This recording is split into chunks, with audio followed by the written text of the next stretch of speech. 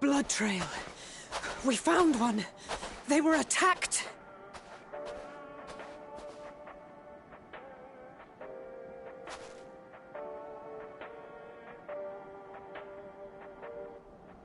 No.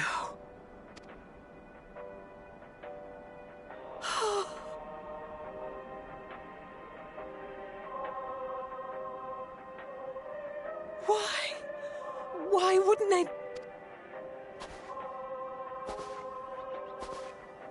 Safer to brave the wilds than trust in our magic.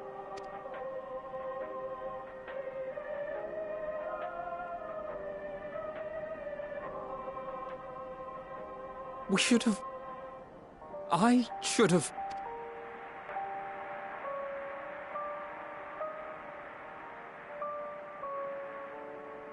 We can't leave them like this. We have to take them home. What if we're only making it worse? Maybe we don't belong here, but neither do they. Not out here in the wind and the cold.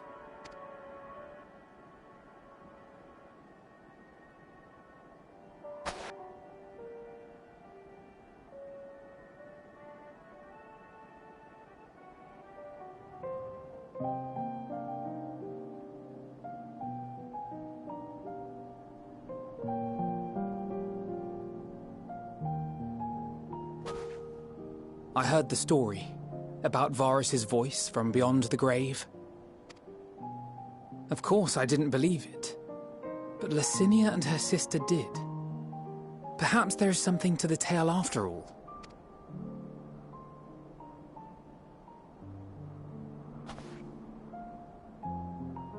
I want to understand, so I'm going to borrow this for a while, if that's all right. You had every reason not to trust us. We came as trespassers, invaders. But I pray that in time, we will be more than that to you. That we will find a way to help your loved ones. And see that no more children are left to freeze alone in the snow.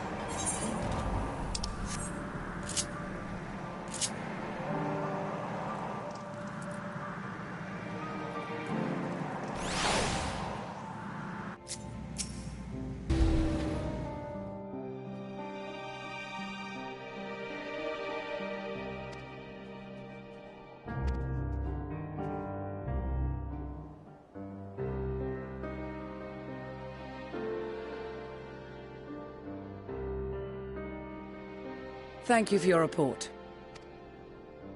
We shall inform the troops of these developments and instruct them to proceed with the utmost caution should they encounter any survivors. Allow me to go and speak with the ones at the victor's spoils. They may be more willing to listen to a fellow Garlean and accept our offer of assistance. I pray you are right. And though I am loath to burden you any further, should there be an appropriate occasion to speak of Licinia and her sister, please do so.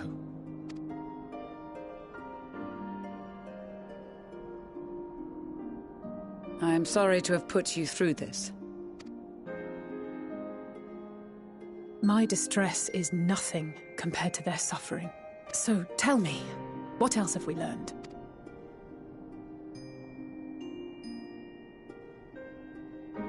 As you may have already heard, we have succeeded in curing the members of the Populares, Maxima identified. They have provided us with some intriguing insights into the current state of Garlemald.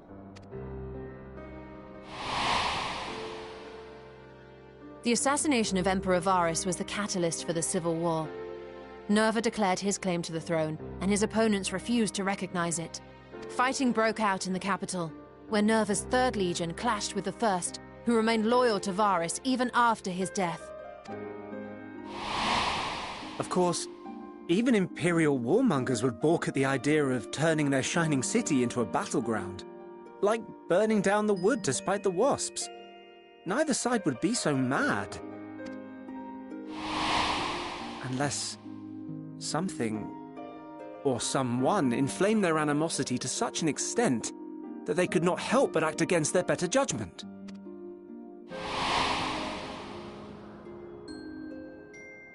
It brings to mind events at the Gimlet Dark, does it not?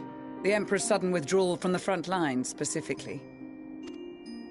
Nerva and his father, Titus, Varys' then political rival, took advantage of rumors that Crown Prince Xenos had been possessed by a demon.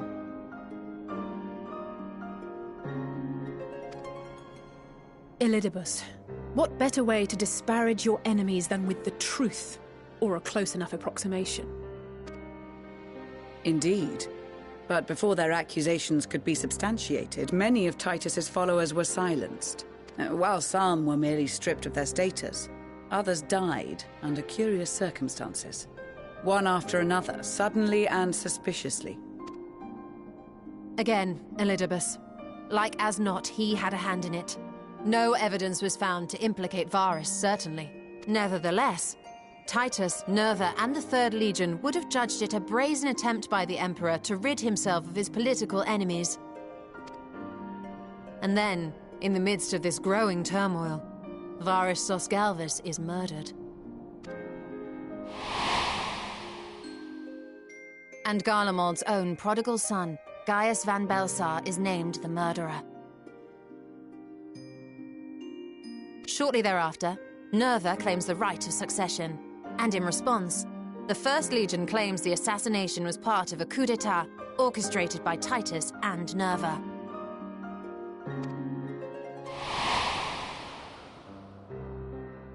So no one is at fault, and everyone else is to blame. I should add that both parties received substantial financial backing, presumably to provide them with the means and encouragement to pursue a swift victory, and that these contributions came from the self-same benefactor. I'd heard House Brutus had been filling the Third Legion's coffers, but the First as well. It would seem so. Though the Populares determined that the First Legion received funds from a variety of organizations, all had connections to House Brutus. So Fandaniel, in the guise of Asahi, was playing both sides against each other the entire time.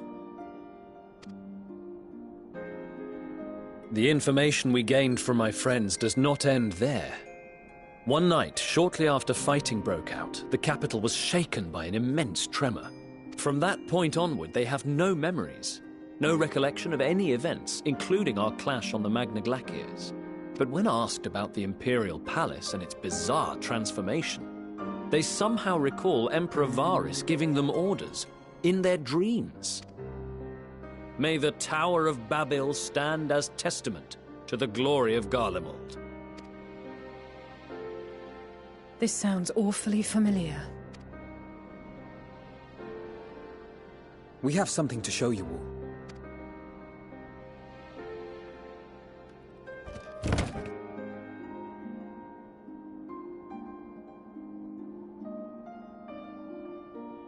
Varys spoke to them through this radio. Perhaps it was a recording, but if not, that would be inexplicable.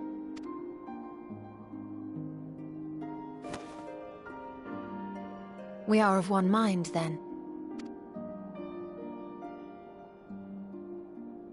The ether that permeates the ore used in this device is almost identical to that of the talismans.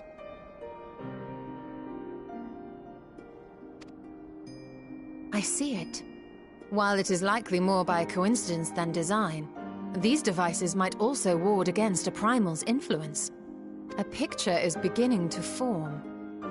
If the tremor felt throughout Garlemald was a wave of ether emitted by a primal, then while those within range would have been tempered, those huddled around a radio desperate for news concerning the Civil War would have been spared.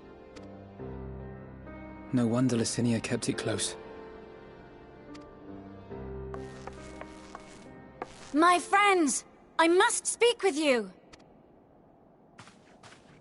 A young man was caught trying to steal our supplies. He is a soldier of the Iron Men, we think, but one who has not been made thrall.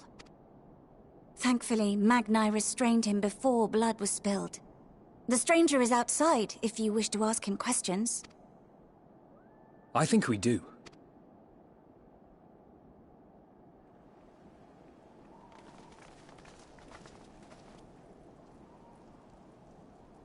Who do we have here?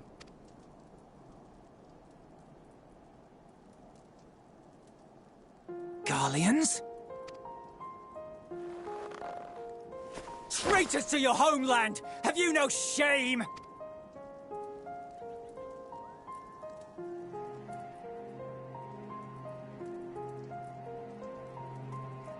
I am Lucia Junius, a Temple Knight of Ishgard. And you are? Iulus Pier Norbanus. And that's all you invaders will get from me. We are not here to invade Garlemald. Far from it. Like you, our allies in Eorzea and the Far East fight in defense of their lives and their loved ones even as we speak. But it is the people of Garlemald who have suffered most. This we know.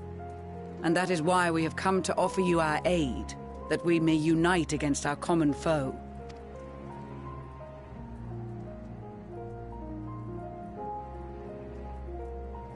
Whether you believe me or not, those are the facts. Now, answer me this. Why would a proud soldier of the Empire be reduced to stealing? The situation must be dire indeed for you to go to such lengths. If it is supplies you seek, we would gladly share ours, or turn a blind eye while you leave with your spoils. I will not negotiate.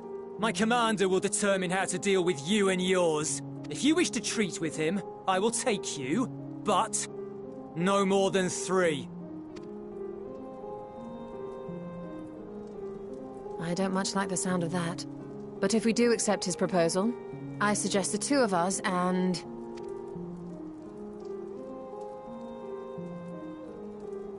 Please allow me and Alisaie to act as envoys. May I ask why? We have seen with our own eyes the hardships the Garleans face. How their futures and lives hang in the balance.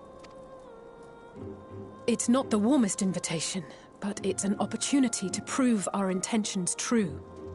Maybe not a chance to make things right, but a chance to make them better.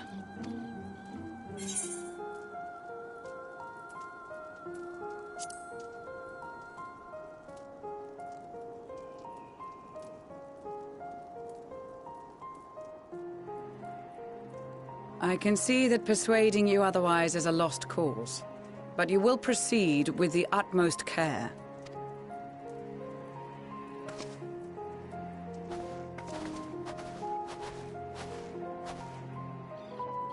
Couple of children and what? A sellsword?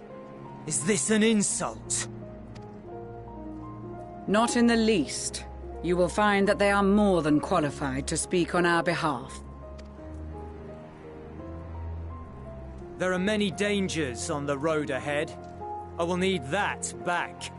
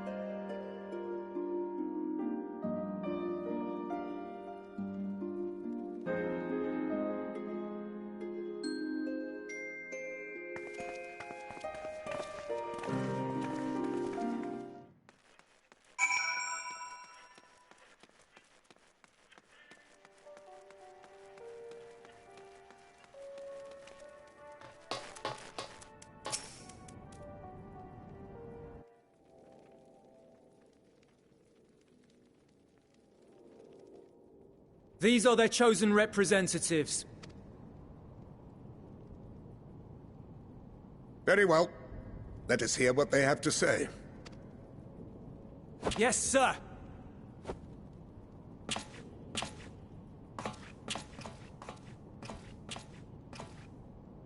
I present to you our commander,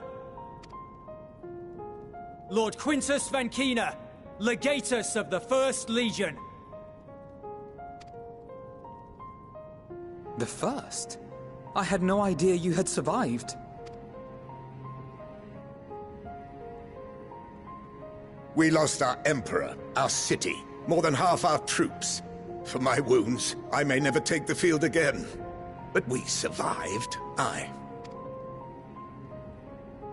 In a manner much to your liking, I dare say. We have no intention of adding to your misfortunes, nor do we bear you any ill will. Spare me. Though you children may speak in earnest, overtures of peace ever ring hollow in my ears. So long as man stands to profit from his neighbor's suffering, war is inevitable. Driven from our ancestral homeland into this blasted waste. Yet still you yearned to rob us of our paltry scraps. 'Twas only with Magitech that you learned to keep your distance. Though we knew it was only a matter of time before you regrouped and returned. Conquest and Empire were our only defenses. Emperors Solus and Varys understood this, and through their campaigns saw us grow and prosper. Much blood has been spilled in Garlemald's name, aye. But if it is a choice between yours and mine, then it is hardly a choice at all. I do not deny that a great many conflicts throughout history were driven by the desire or necessity to gain by another's loss. That is not why we are here. Nor have we come to petition your aid in the war with the Telophoroi, grave though that threat may be. Our purpose is simply this. We wish to help you. Let us help you. If there is aught that can be done to ease your plight, we would be glad to do it. Perhaps you would.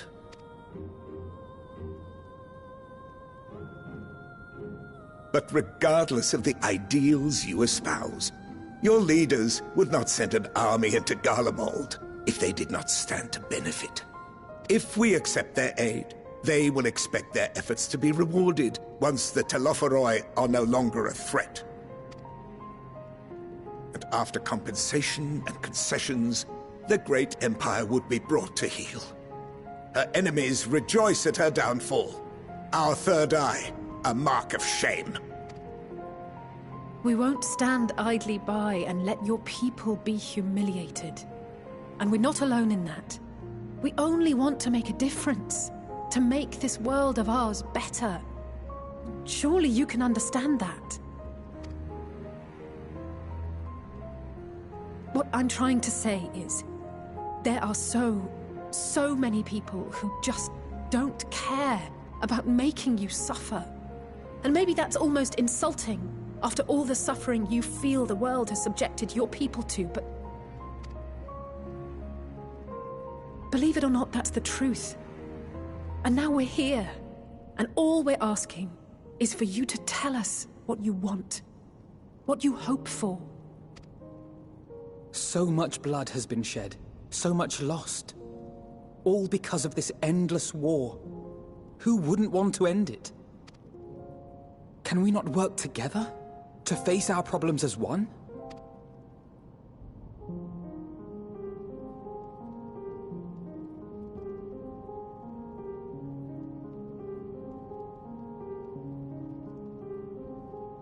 Answer me this, young peacemakers.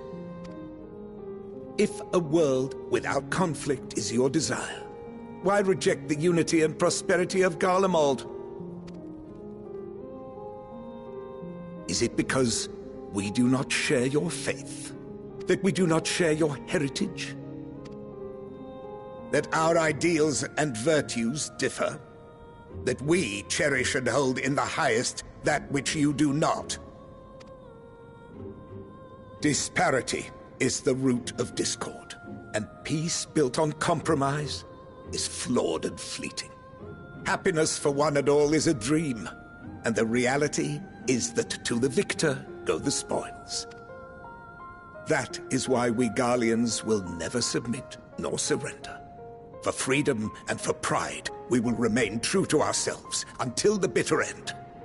That is my hope.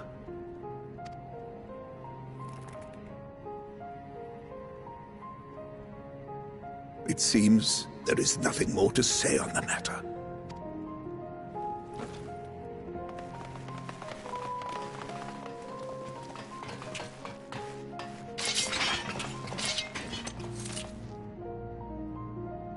You will remain here while I decide what is to be done with you. Do not be alarmed. No harm will come to you, if you cooperate.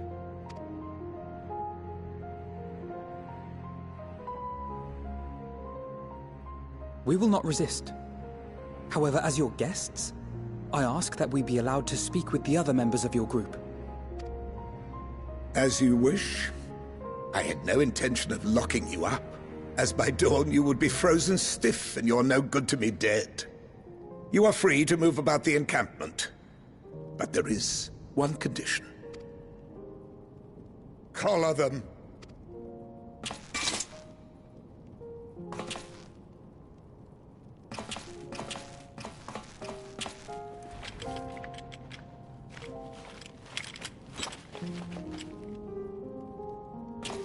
What are these?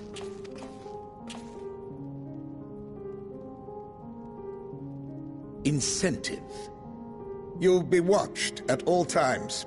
Stray too far or act suspiciously, and we will administer a rather painful shock. Stop! Keep away from that one.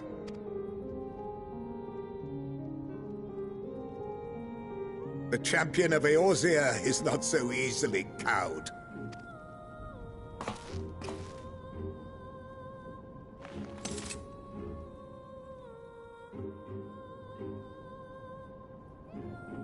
Even if she allowed herself to be collared, the shock would be no more than an itch. No. If she refuses to obey, we will activate the twins' restraints instead.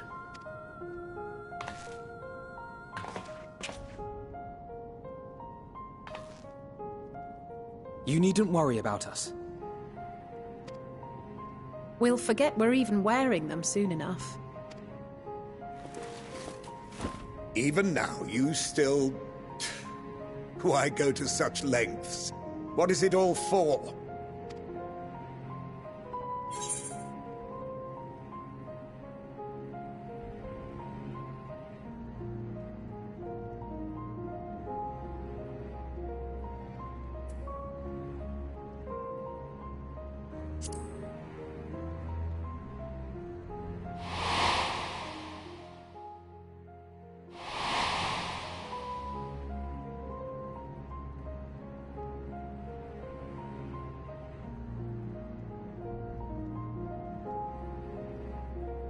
You are a curious one.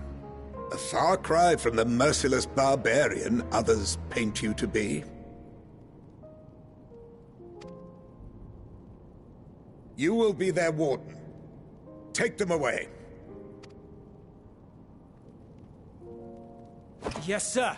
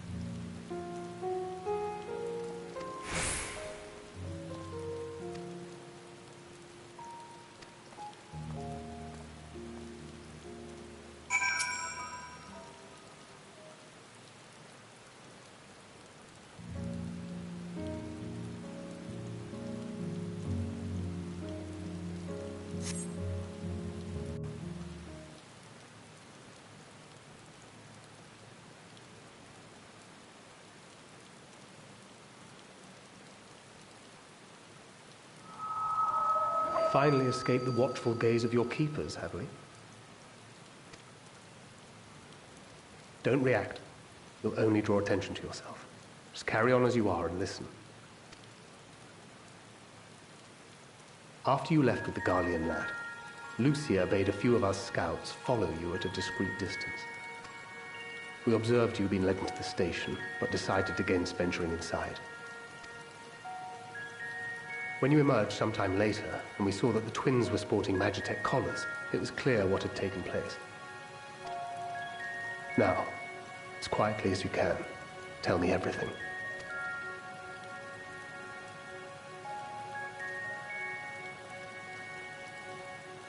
The Legatus himself, eh? Now there's a surprise. This is also the first I've heard of a plan to join forces with the 10th and storm the Tower of Babel. An interesting development, and perhaps the opportunity we've been waiting for. Our comrades back at the camp also received some rather promising news, but it's still too early to get our hopes up. For now, keeping yourselves out of harm's way comes before all else. Whatever demands the Garleans make, indulge them. With luck, this will all be over soon. Until then.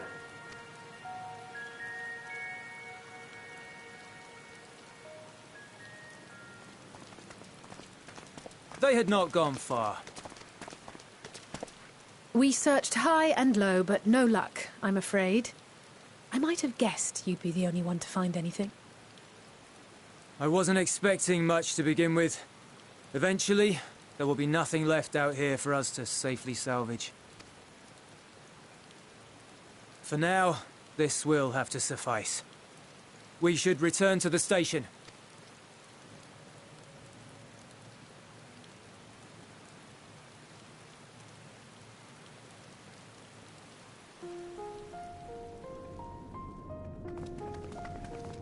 Ah, there you are.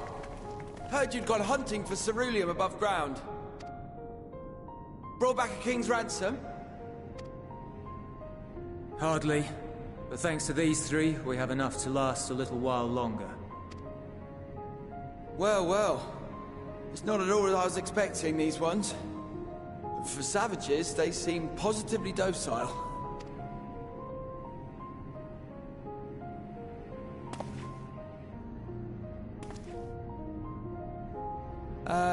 It's a poor attempt at humor. In all honesty, I'm grateful for your efforts. But even with another night of warmth, there are those among us who may not live to see the morrow.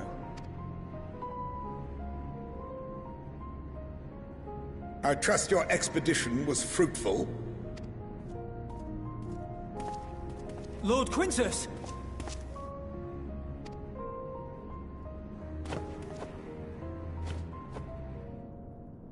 Use what you procured to refuel the armor.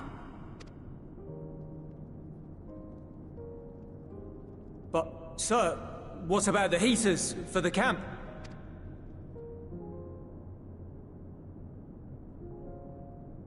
The time for action is upon us.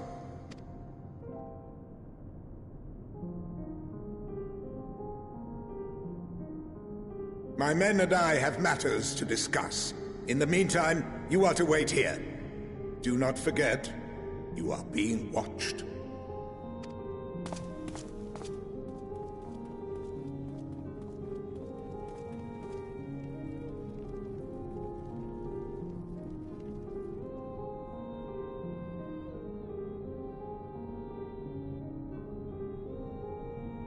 The time for action.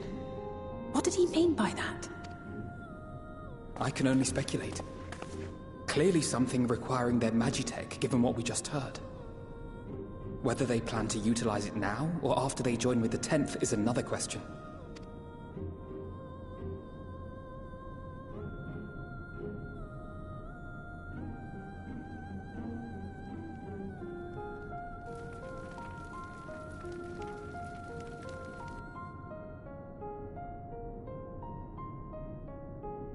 Will they ever escape this cold?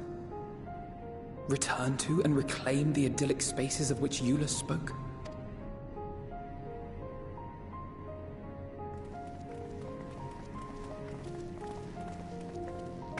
finished your war, Council?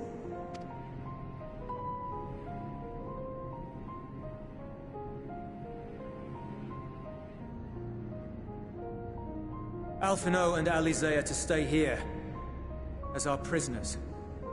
They will be released once your comrades have relinquished their supplies and withdrawn from Garlean soil.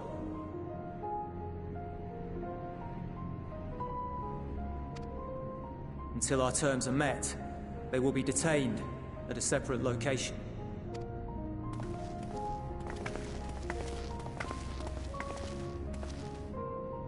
After everything we've said and done, this is how you treat us. Our allies have but limited supplies. They may stave off cold and starvation for a short while, but what then?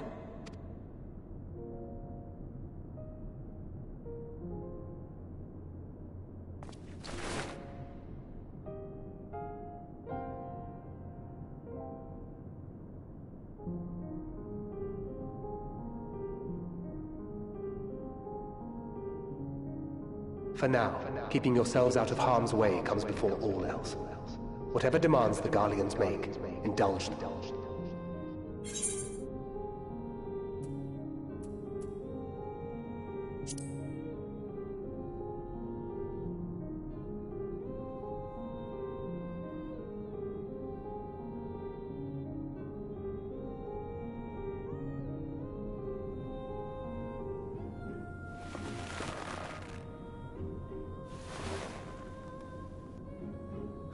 Get them out of here.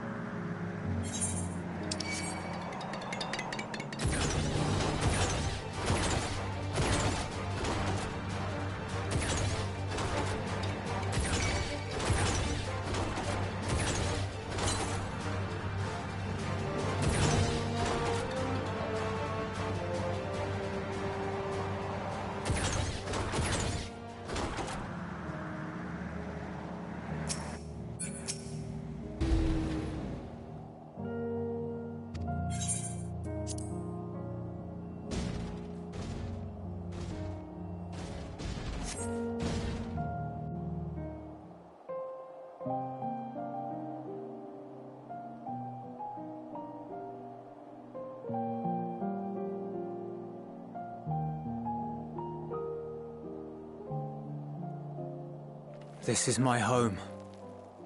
Our home.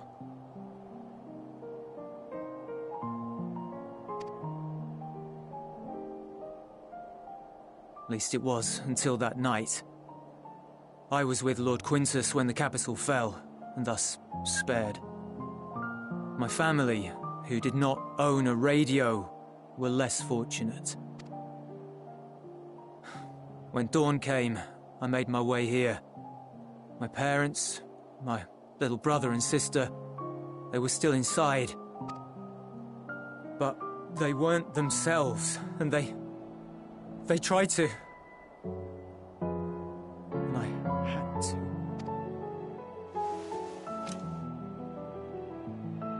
I'd promised to take them away from the capital that very morning, to somewhere safe, to hide until the fighting stopped. I promised.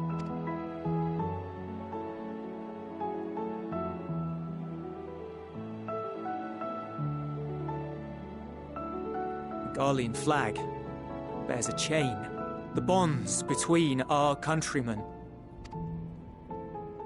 A red link at its center, the blood of the fallen. Our loved ones who lived and died for Garlemald.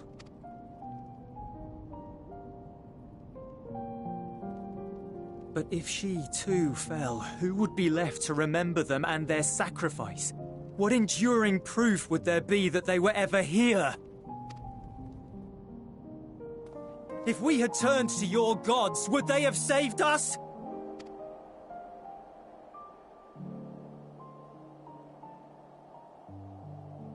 I'm sorry, forget I spoke. We should go.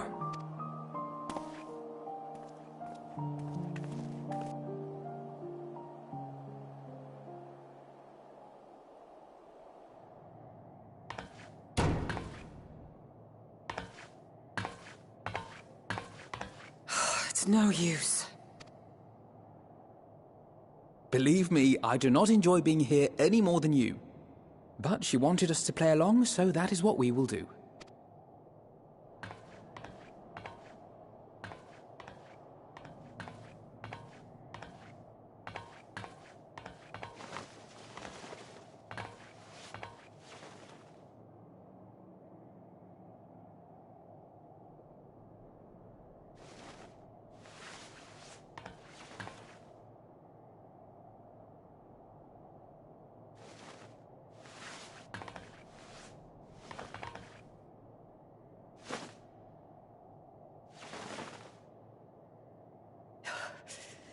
So cold. Painfully so. Unbearably. I've been thinking about what Quintus said. About why no one would accept Garlean rule. Irreconcilable differences. When coexistence isn't an option, only conquest remains. Varys at Gimlet said much the same. Only by uniting the world beneath a single standard would we rid ourselves of the Ascians. United as one people, one race cleansed of imperfections, a cold and unforgiving vision. And when we fail to live up to their standards, what place is there for us in their world? But the truly sad, truly frustrating thing is how damnably similar it all is to the lofty ideals of Father and the Forum. Non-intervention. Always non-intervention. Protect our knowledge and our people, and to hells with the rest of you. And yet, I can see how it happened. Varys and Father looked to their elders for guidance and took their virtues as their own. But for this world was of their making. In who else could they place their trust? All of us lost in a sea of chaos.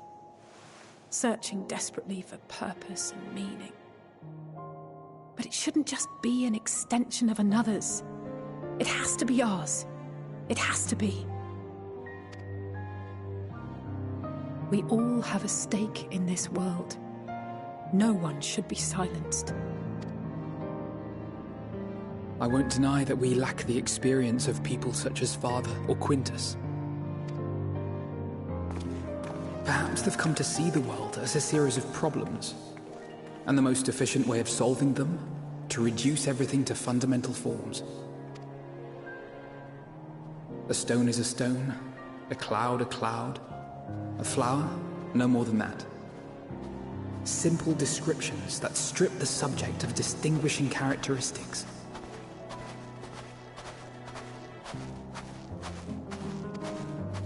A man is a man, divided according to race, creed, or allegiance, and to some, defined by such associations. Is that what you think? In my misbegotten youth. But what I believed wisdom was no more than aggressive ignorance. I've since learned to look beyond the banners and the politics, to see people as individuals with their own hopes and dreams. As for my dream of building a better world, well, every day I'm reminded that it is far more complex than I had ever imagined. But it only spurs me onward, to find the wisdom and the strength to see it through to the very end.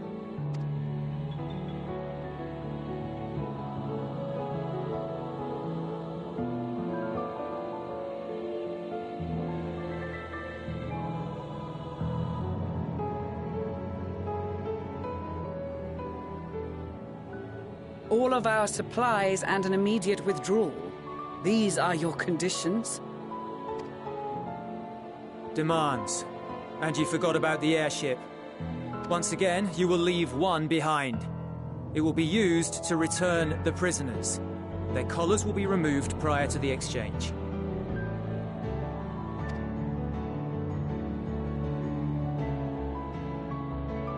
So in the end, not even Father's expertly worded rhetoric could deter you from your chosen course.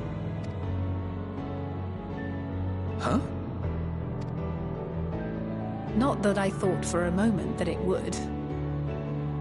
I've no love for violence, of course, but ours is a cause worth fighting for. I just wish he'd realize it too. Sometimes the only way to protect the ones you love is to take a stand. To refuse to suffer in silence.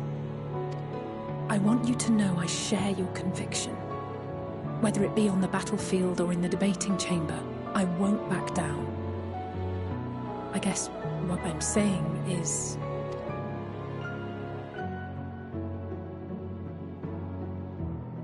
You've found your own reason to fight. Yes. Yes, I have. God's willing, there will come a day when we can finally lay down our arms, and there will be peace. But not until the Telophoroi have been defeated once and for all. And you, brother, will have a vital part to play. By your words and deeds, you'll lead the way.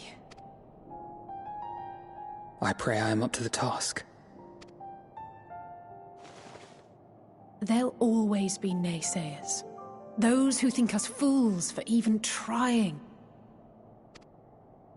It's easy for learned elites to criticize earnest efforts and assert their moral superiority, all without offering alternatives. Not that their sophistry has ever wounded you. So stubborn and strong. Stronger than you even know. Don't ever change, you hear me? If you stumble, I'll be there to catch you. Or give you a thick ear. Maybe both, for good measure.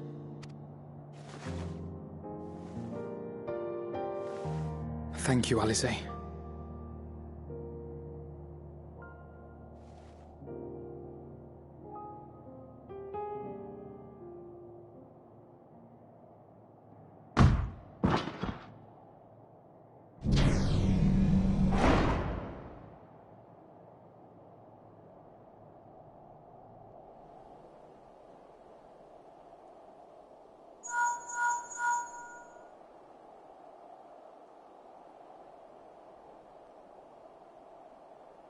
The scouts have secured Alizé and Alphino. Their collars were removed without complication as well. They report no casualties, not for their party nor the guards, who will wake from their premature slumber in due course.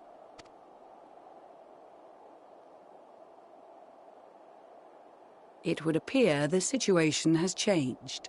I propose new terms. We have information that will be of great interest to Lord Quintus, and I wish to speak with him in person.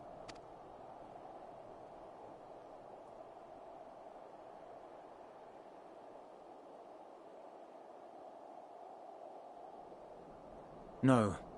In the event you rejected our first proposal, we came prepared with a second.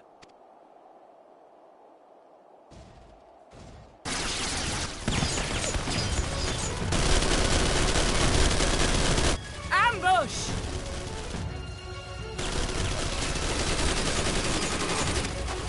More are coming! Make ready!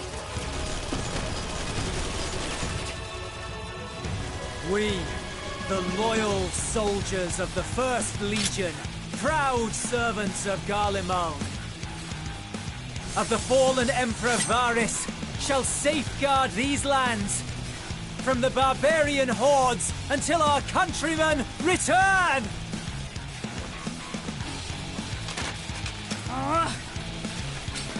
Stop! Both of you!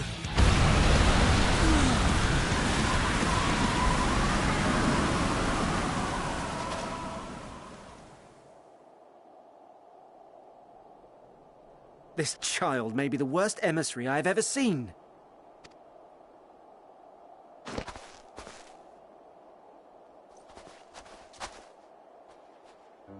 We received an urgent communication from the Grand Company of Eorzea.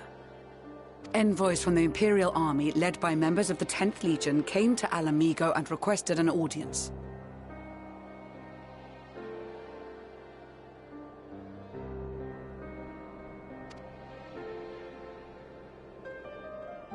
They explained that their efforts to coordinate the reclamation of the capital with the aid of the 4th, 5th, 8th and 12th had ended in failure.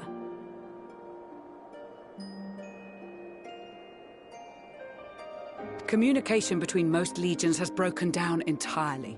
Most of the 10th's conscripts have deserted, leaving their forces severely depleted.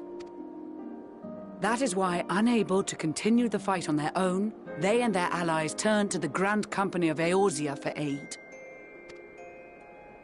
Lies! Every word! It is the truth, and I have not finished. The 10th has requested that we deliver a message to Lord Quintus. Have the ill stand down.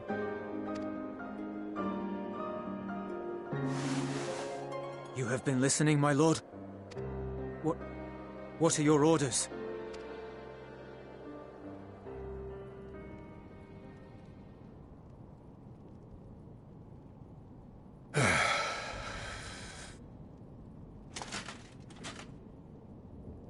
Inform her that we will honor the 10th's decision.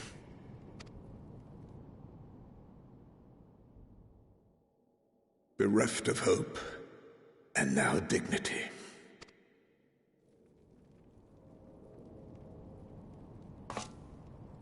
I release you from your duty. All of you.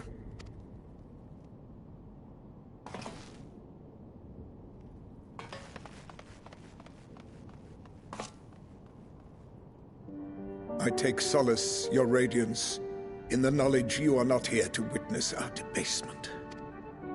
'Twas a grand, glorious dream we shared. Of a world united, of peace and prosperity.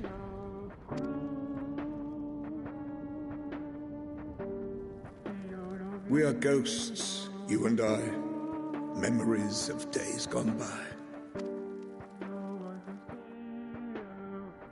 Bonds forged in blood that I will not see tarnished.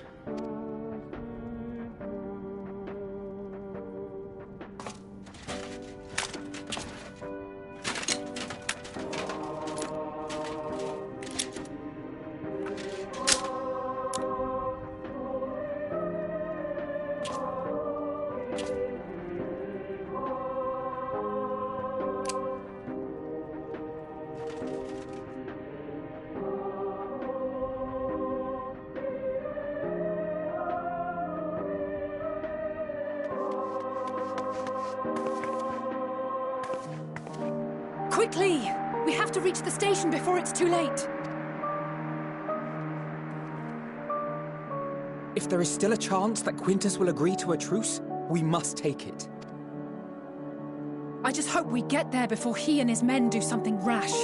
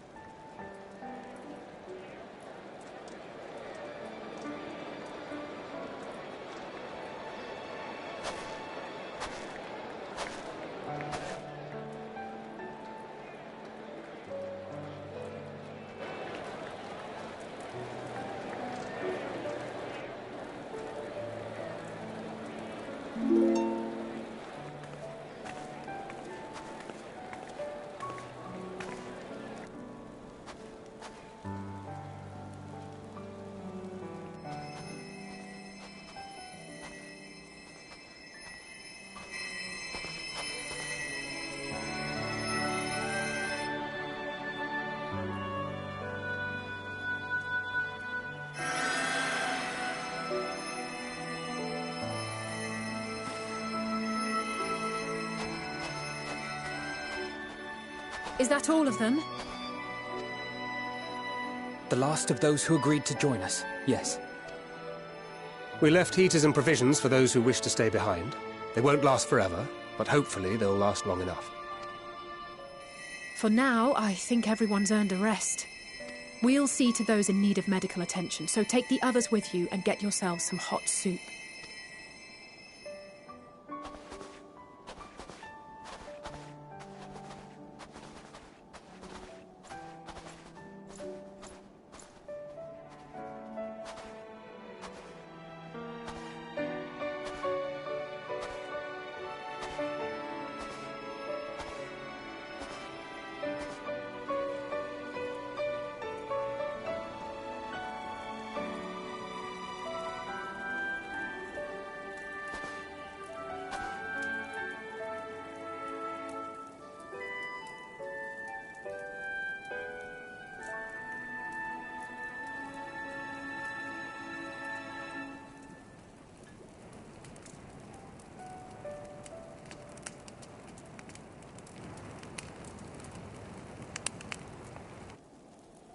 Warmth.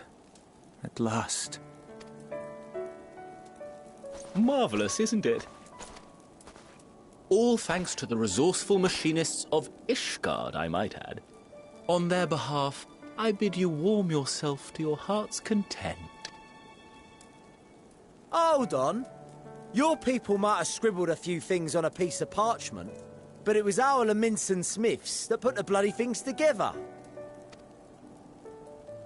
Well, be that as it may, we single-handedly got the interior heating up and running again, didn't we? The hells you did! We were there every step of the way! We? You barely raised a finger to help, you ale-sodden reprobate! I did a damn sight more than you, you lily-livered bilge rat! Take that back! Make me. I will not stoop to your level. Here.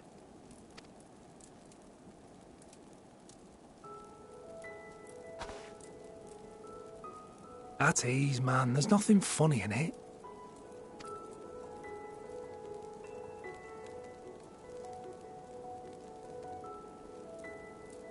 I'm from Alamigo, but was a conscript until recently. Used to eat this with the officers. Apparently, it's adapted from a steppe recipe. This is my first time trying it, and I have to say, it's not half bad. It's a bit too flavorful for my liking. Perhaps compared to what you're used to.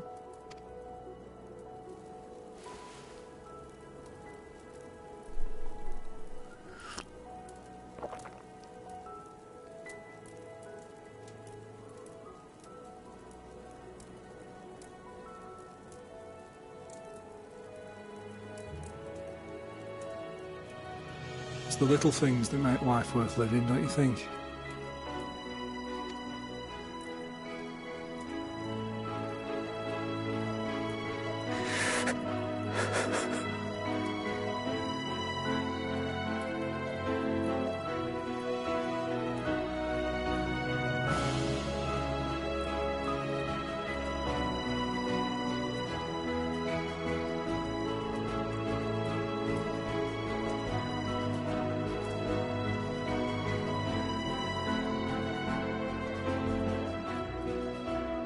I know this is not a dream, and yet...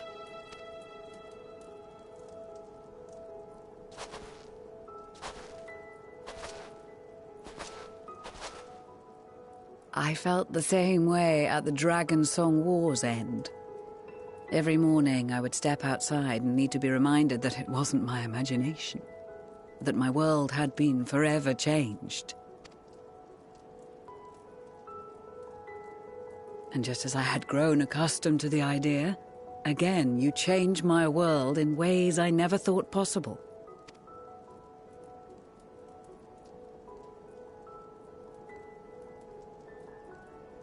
Were it not for you and your fellow scions, the rift between man and dragon and myriad tribes might never have been bridged. The Grand Company of Eorzea, the Ilsabard contingent, we owe it all to you. We've shed many tears in recent days, of pain and sorrow, triumph and joy. I much prefer the latter.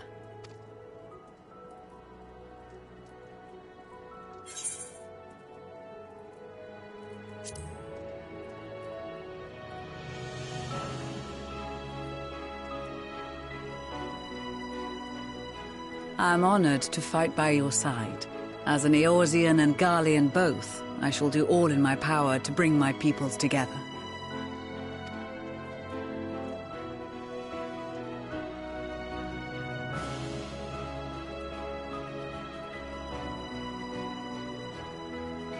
It is a remarkable achievement. Everything that I and the Populares had hoped for, and more. Would that it had come sooner.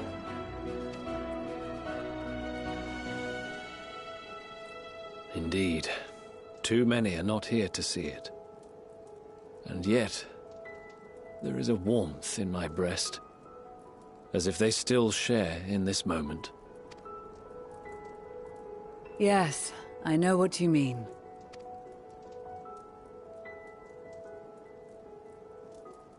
On a night like tonight, the wind and cold seem to pass me by.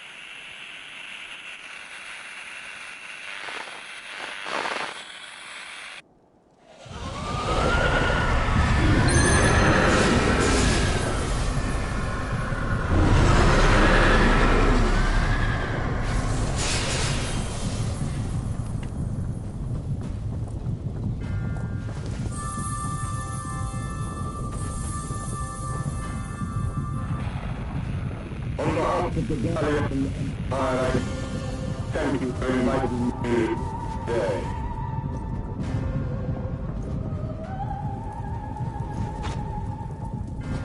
What? Emperor Varys?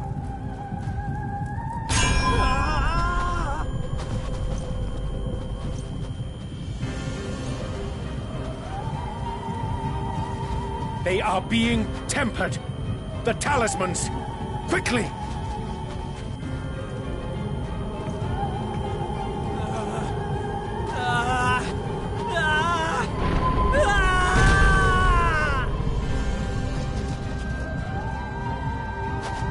Save me, brave hero!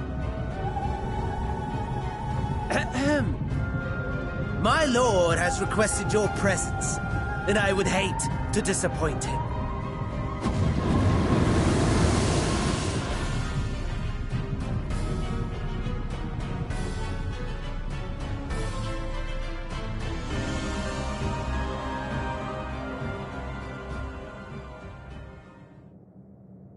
The experiment was a success, but I fear our time is short.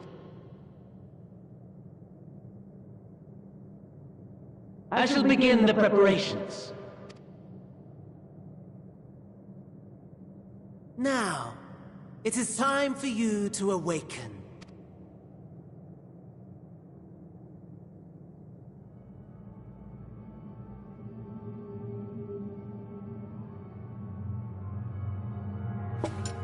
Good morrow to you. Here, have a taste before it gets cold. Oh, but be sure to remove your helmet.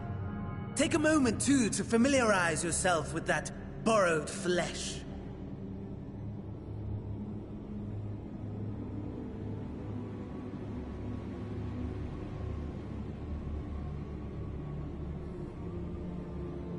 So, how does it feel?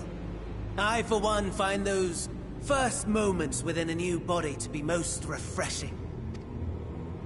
We had a Magitech engineer by the name of Aulus to thank for this method of soul extraction and implantation. I believe the two of you met briefly in Ala Mhigo. His was a rather sticky end, wasn't it?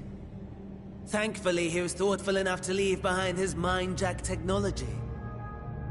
I took the liberty of making some improvements and selecting you as my esteemed test subject.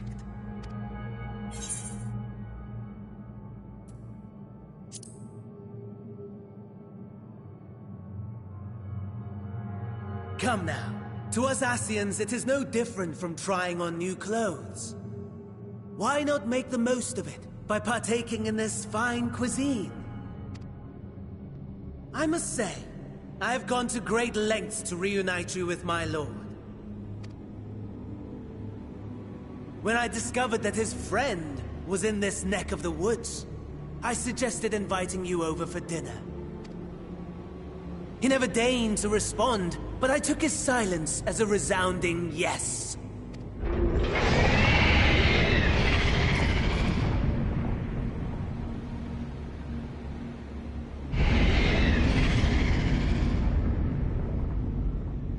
Oh my!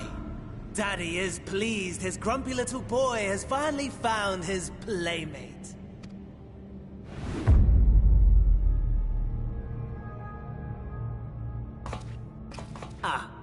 Exposition is in order. The Garlean Empire has long outlawed all forms of religion. No gods to worship, no risk of summoning. Brilliantly simple. But people being people must turn to something or someone in their hour of need. Who then? Why, His Radiance the Emperor, of course.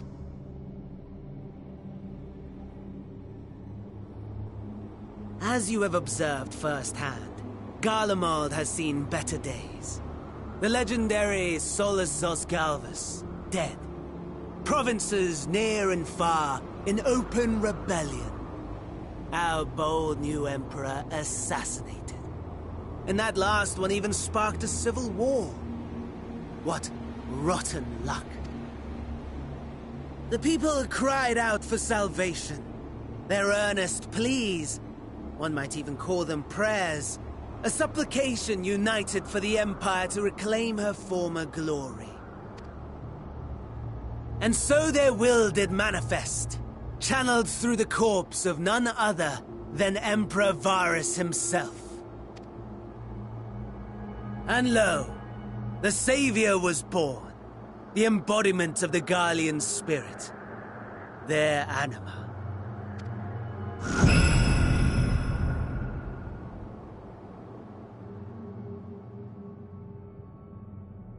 It calls to its subjects, compelling them to take up arms and fight.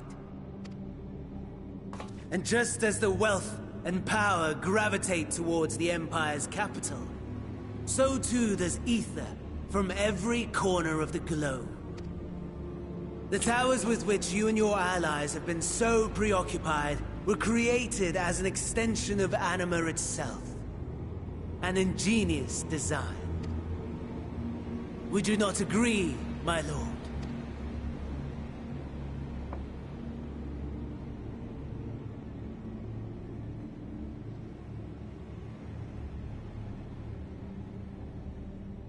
Does the pursuit of prey you have bested before excite you?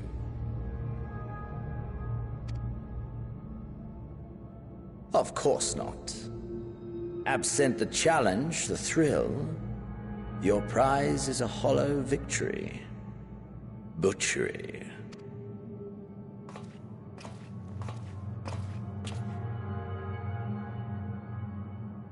Perhaps you think that to be the extent of my promise. I have no doubt fallen in your estimation since Alamigo. Fair enough. But do not let your disdain deprive us, of an opportunity to craft an even more majestic moment of euphoria. I have been honing my craft as I set the stage for our reunion.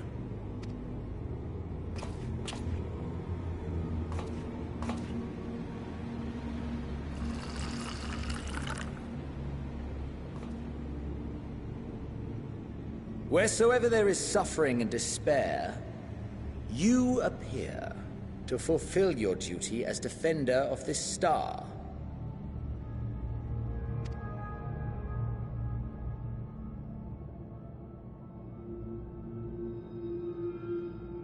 The chaos and destruction that my hordes have wrought are my gifts to you alone.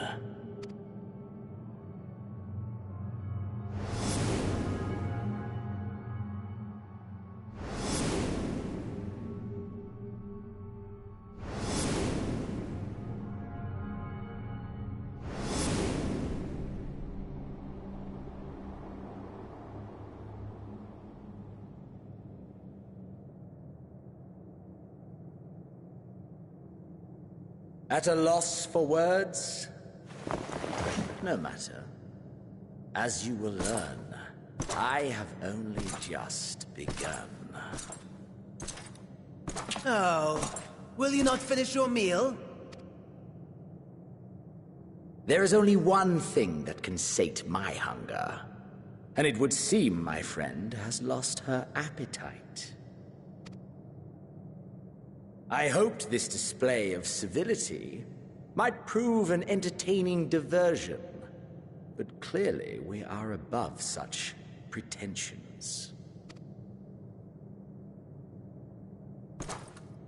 While my lifeless body was in the possession of the Ascian, I too claimed another's as my own. It was an enlightening experience to fight in an unfamiliar form. Flaws and failings in my technique were plain to see.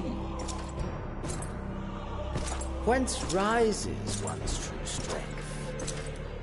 The flesh? The soul? Perhaps you should like to discover the answer for yourself.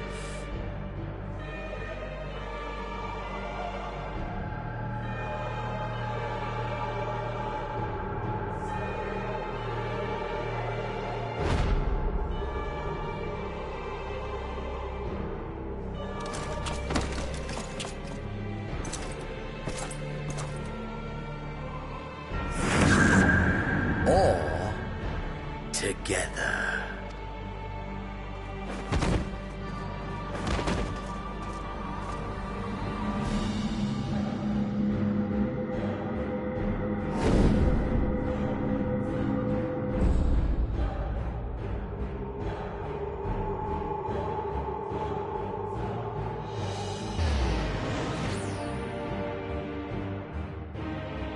Oh dear! Whatever would happen if my lord were to greet your friends as you? I shudder to imagine what carnage he would wreak.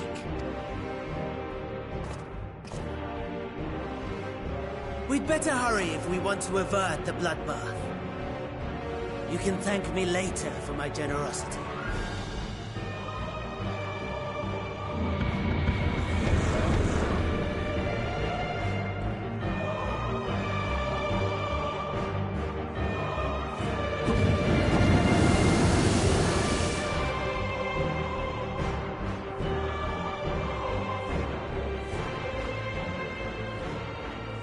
Ah, there it is. Your camp, I believe. If I were to hazard a guess, I would say that you, the other you, is making her way there as we speak.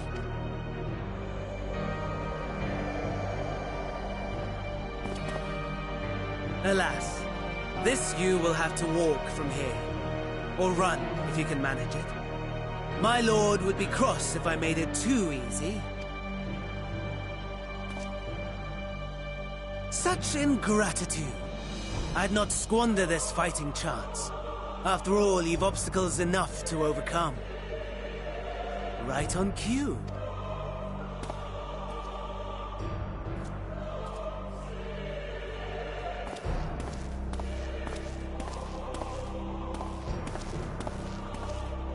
Tempered soldiers, with standing orders to kill those not sworn to Anima. Under normal circumstances, you would make short work of them. But on this occasion, The odds are not so heavily stacked in your favor.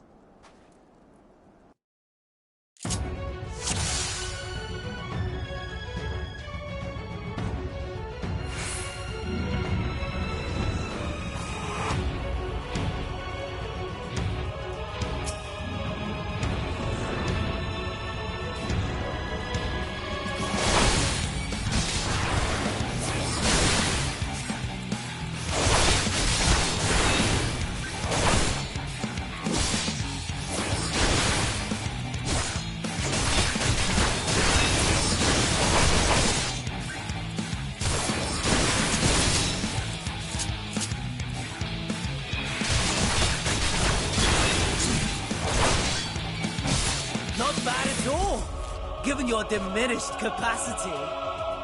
Nevertheless, 'twould perhaps be prudent to keep to the shadows, scurrying about like a rodent.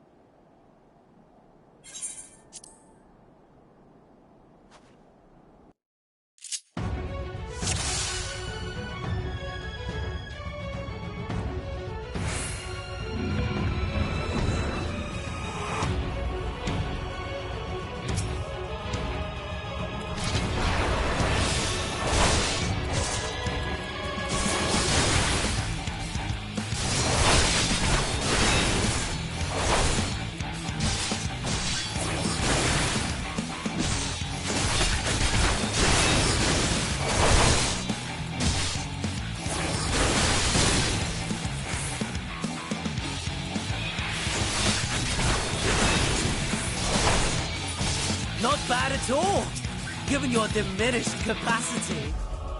Nevertheless, 'twould perhaps be prudent to keep to the shadows, scurrying about like a rodent.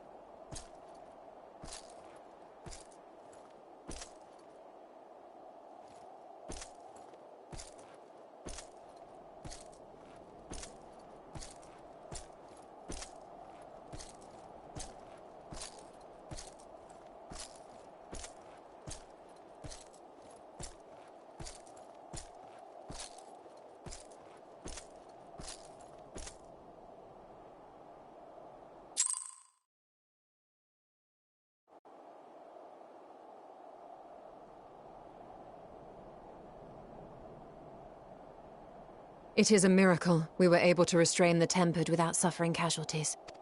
A welcome one. Arun, Senna and the others have their hands full as it is. Thankfully, there are enough scales for everyone. And what of Eulus? His symptoms were particularly severe. They were, but others fared still worse, including some brought back from the Magna Glacius. As those in most desperate need take priority, it may be a while before he receives treatment. But rest assured that he will. In the meantime, we must find our missing friend. May the Fury guide you.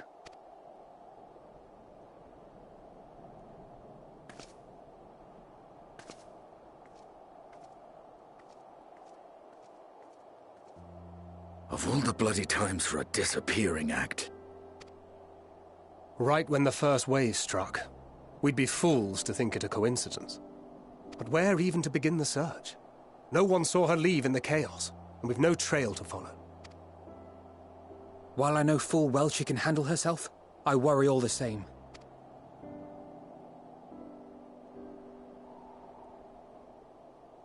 Ah, speak of the devil.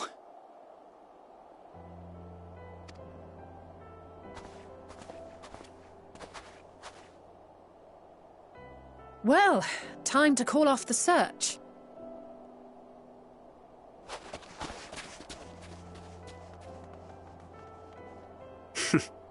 Case closed. That's her, over there. Aye, 'twould appear so. Thou art struggling to perceive her presence? I am. Perhaps, in the aftermath of the wave, there is some residual effect interfering with my faculties. But...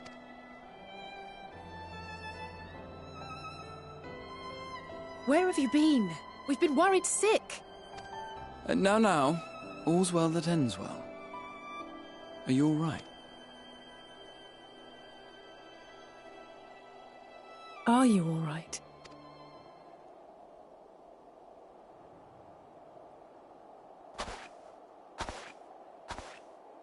Who are you?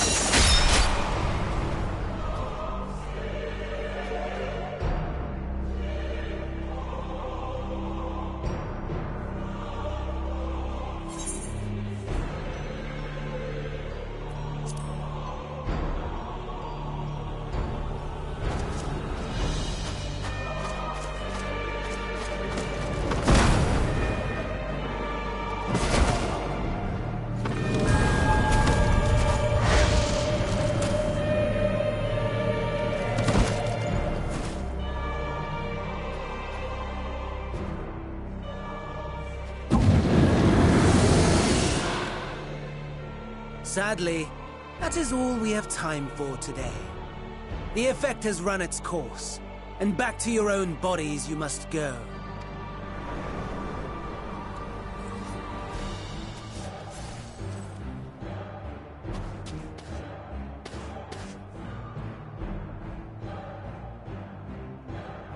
But where are my manners? You have all traveled so very far, and I've yet to pay my respects. Though in my defense, I was ill-prepared to receive so many uninvited guests. As such, preliminary entertainments were in order. A handful of tempered soldiers to hamper your progress. Refugees to command your attention while I siphon the ceruleum from the shadows. Particularly effective. Charitable souls that you are, you bent over backwards to aid them. Heedless of the delay. Predictable to a fault. And so my plan approaches completion unhindered. Anima will soon have absorbed the requisite amount of ether. And then shall come the spectacle to end all spectacles. The eldest and most powerful of primals will awaken, and all shall bear witness to the final days!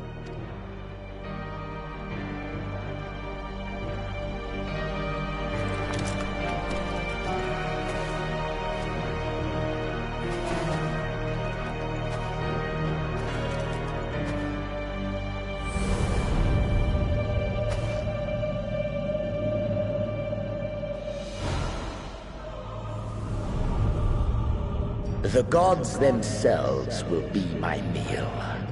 Your dear companions my dessert. Upon this world I'll feast, and death shall follow in my wake.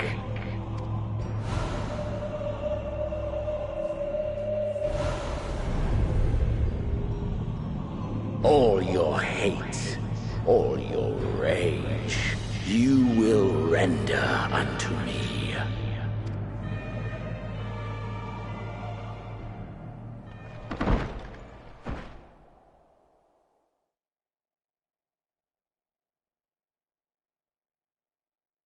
For upon thy life's reel wind too many threads of fate, power, weal enmeshed with woe. More terrible still is the attrition wrought upon thy companions, as they are swept up in the storm of thine existence. Take heart and protect them well. They will be your strength and your salvation.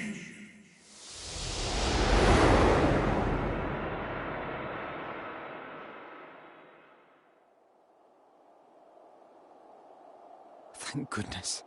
She's awake.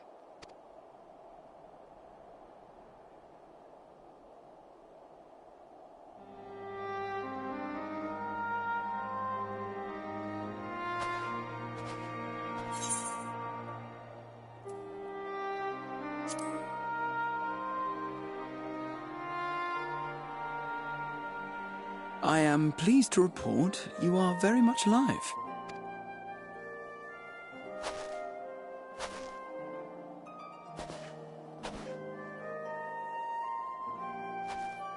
Everything in working order? That's a relief. Oh, and before I forget, thanks for coming to our rescue.